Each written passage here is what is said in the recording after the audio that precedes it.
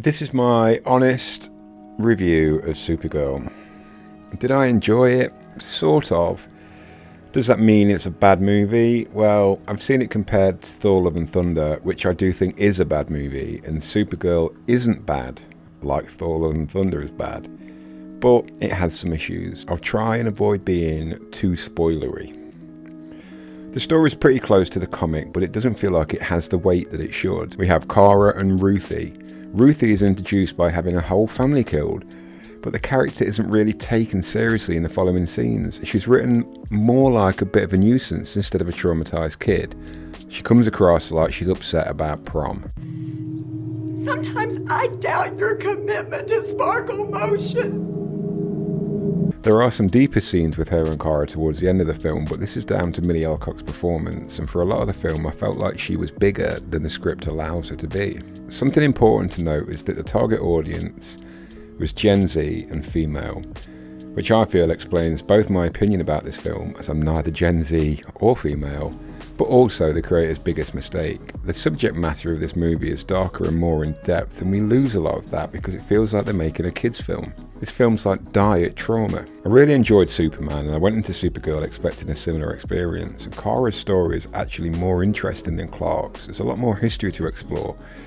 I really enjoyed the flashbacks in Supergirl showing Krypton after Clark had left and the gradual decline of Argo City, but it felt like the rest of the film could have been more like the flashbacks, focus more on the heavy elements of Kara's backstory and how she's sort of dealing with it, or not, as the case may be. The events were there, but the pathos wasn't. This girl is straight up killing bad guys, but all the weight of these actions just isn't there. I do feel that Alcock did the best with what she was given, and I guess I would have preferred for it to take itself more seriously. A film aimed at a broader, more seasoned audience can and has appealed to all age groups in the past. Specifically targeting a certain demographic pigeonholes the film and limits it, and it limits it in a very condescending way. The film's aimed at a generation born into a global financial crisis and then faced a global pandemic as they started their adolescence, but this film suggests that Gen Z can't quite handle the gritty realism of Kara's life. We could have had Girl Interrupted, Boys Don't Cry, or This Boy's Life, but instead we got OK Cola. The soundtrack only makes things more confusing. We hear tracks by artists like Modest Mouse and Riley Kiley, but the majority of the music is of the same vibe. The film is aimed at Gen Z, but the soundtrack feels more exclusively for an older, indie-loving millennial. I was expecting to hear Ben Gibbard's bands or Conor Oberst's Bright Eyes at any minute. Visually, the film looked great. The set design is top tier, and there's a few shots that just looked phenomenal.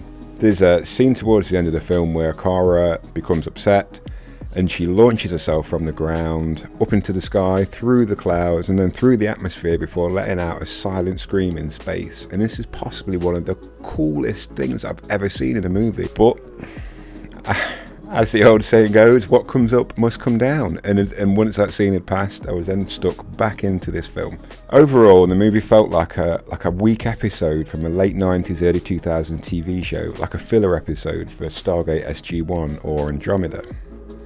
Apparently, Kara is in the next Superman film, Man of Tomorrow, so let's hope that her character has more space to feel and is allowed the gravitas that her backstory requires. I genuinely feel like this movie wasted the potential of Kara's backstory and wasted the ability of Millie Alcock.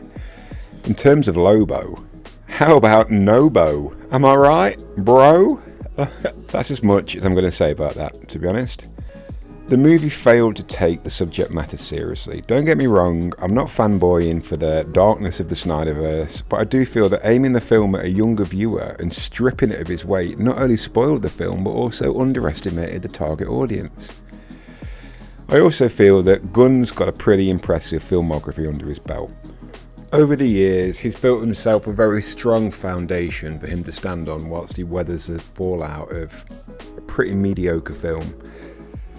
But it does mean he's now on very thin ice, and hopefully the lessons are learned from Supergirl and Man of Tomorrow is significantly better. Well, that's the end of that. Thank you for listening to me ramble on for 5 minutes. Please like, subscribe and share, and more content coming soon.